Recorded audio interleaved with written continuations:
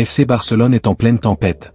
Arsenal propose 60 M € pour Dani Olmo, mais le Barça refuse immédiatement, affirmant qu'il est intouchable sous Hansi Flick. Dans le même temps, le club est secoué par le mercato, les tensions avec Simeone, les critiques de Rafinha contre l'arbitrage de Clément Turpin, et une élimination européenne qui fait toujours débat. Entre crises, transferts explosifs et polémiques UEFA, le Barça vit l'une des périodes les plus chaudes de sa saison. Arsenal a tenté le tout pour le tout. 60 millions d'euros sur la table, un contrat à 9,5 millions net par an et une fin de non-recevoir immédiate du FC Barcelone. Le joueur en question, Dani Olmo. Derrière ce refus discret se cache l'une des décisions les plus révélatrices de la saison catalane. L'offre qu'Arsenal a osé formuler, et que Barcelone a balayée en 24 heures. Début avril 2026, les dirigeants d'Arsenal ont formulé une offre formelle de 60 millions d'euros auprès du FC Barcelone pour s'attacher les services de Dani Olmo. Accompagné d'un contrat de 4 ans à 9,5 millions d'euros net par saison, la proposition était loin d'être anodine, c'est l'une des offres les plus généreuses jamais soumises par un club anglais pour un milieu offensif espagnol en activité. Pourtant, la réponse barcelonaise n'a pas tardé. Refus catégorique, sans négociation, sans contre-proposition.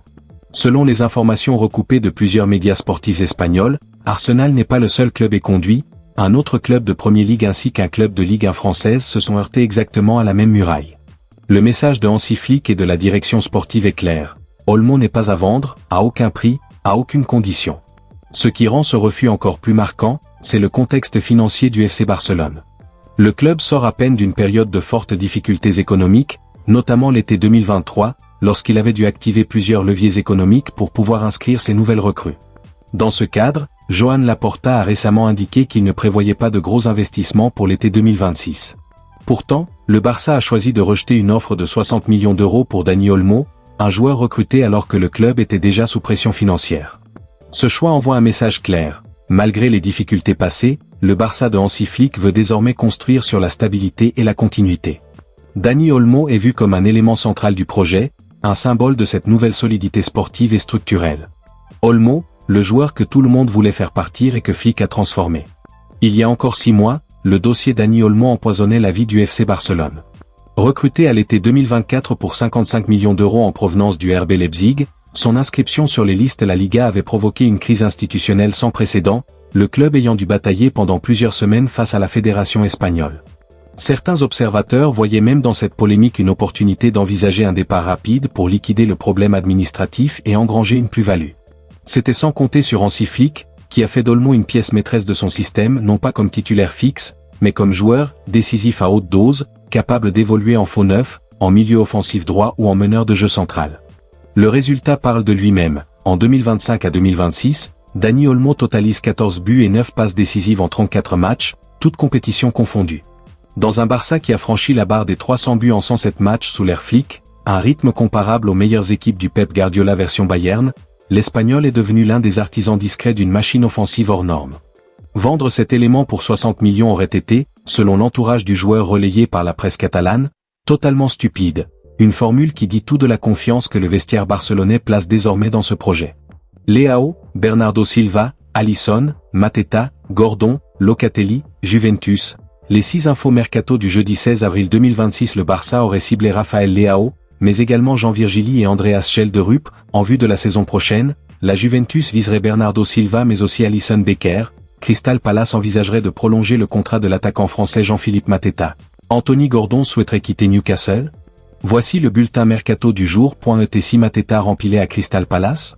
Crystal Palace envisagerait de prolonger le contrat de l'international français Jean-Philippe Mateta, actuellement lié au club jusqu'en juin 2027.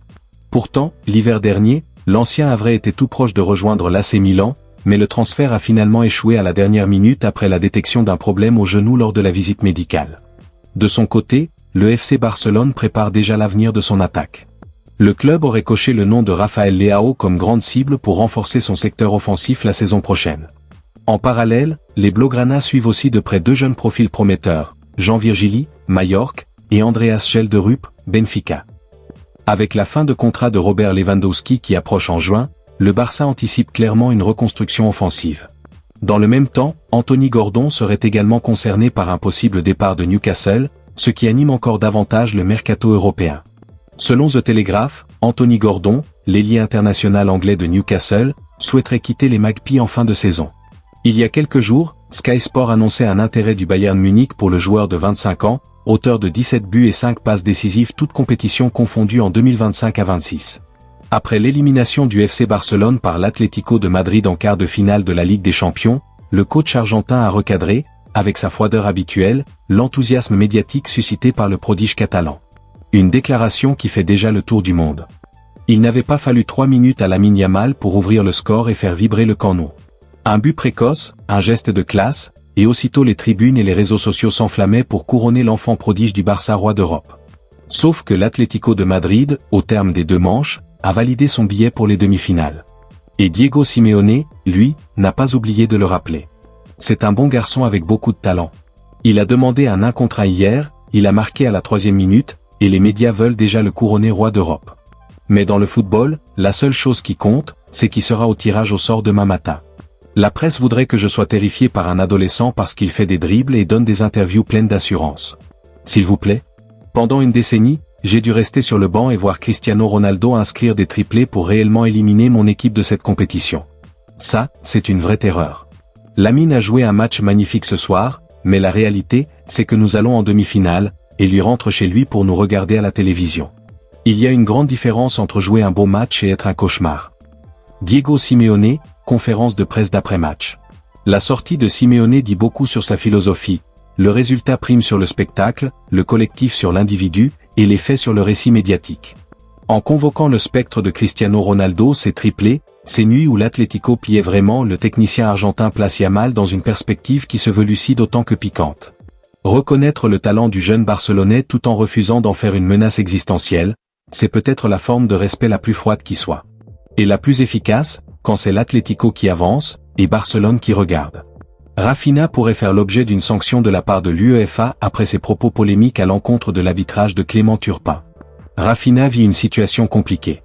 Déjà blessé aux ischio-jambiers de la cuisse droite et donc absent des terrains, il a quand même vécu de près l'élimination du FC Barcelone en Ligue des Champions face à l'Atlético Madrid, 3-2 sur l'ensemble des 2 matchs. Présent au stade, il a ensuite vivement critiqué l'arbitrage de Clément Turpin, affirmant que le match avait été volé et pointant du doigt plusieurs décisions qu'il juge injustes. Il est même allé jusqu'à dire que certains arbitres auraient peur de voir le Barça gagner. Ces déclarations ont rapidement fait polémique en Espagne et en Europe. Désormais, Rafinha risque des sanctions de l'UEFA, qui punit généralement ce type de propos jugés irrespectueux selon son règlement disciplinaire. Rafinha risque 3 matchs de suspension. Dans ses principes généraux de conduite, l'instance dirigeante indique que tout joueur qui se comporte de manière insultante ou contrevient d'une autre manière aux règles élémentaires de la bienséance, et ou qui discrédite le football, ou plus particulièrement, l'UEFA par son comportement, est sanctionné par voie disciplinaire. Cet article même avait été invoqué en 2019, au moment où Neymar s'était emporté envers le corps arbitral après l'élimination du Paris Saint-Germain face à Manchester United en 8e de finale de la Ligue des Champions. C'est une honte.